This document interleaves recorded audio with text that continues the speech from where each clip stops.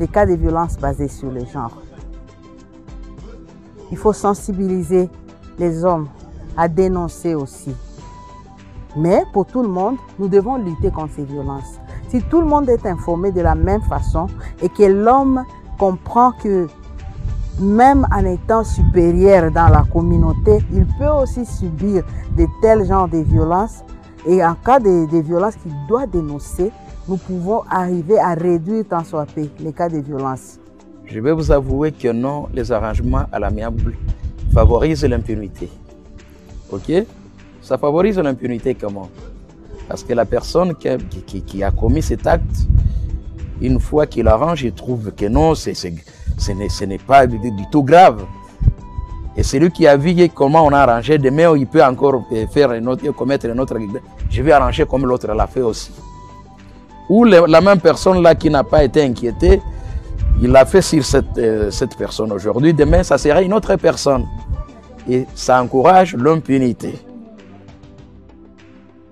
Lorsqu'il s'agit de cas qui atteint un membre de la communauté peut dénoncer ou l'individu victime peut directement dénoncer les cas de viol, les cas de violation des droits de la personne ou les cas de violence sexuelle. Elle peut dénoncer directement.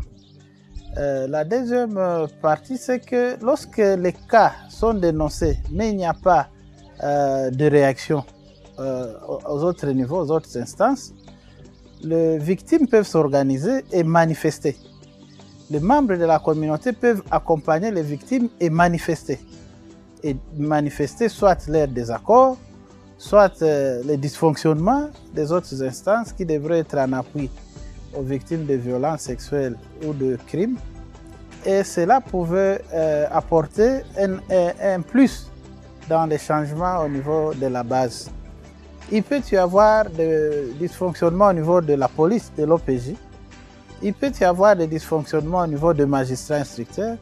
Il peut y avoir aussi des dysfonctionnements au niveau des juges qui devaient rendre la justice, qui devaient rendre le jugement et proposer des réparations. Mais à tous ces niveaux, la victime a quand même des actions à mener. Au niveau de la police, elle peut toujours introduire une action contre l'OPJ pour obstruction de la justice ou pour facilitation ou complicité à l'évasion des détenus. Et ce sont des actions judiciaires possibles.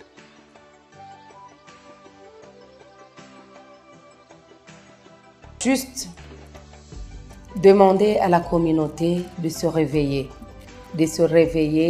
de ne pas rester dans le cliché négatif qui ont présenté les femmes comme un être faible relégué au second plan.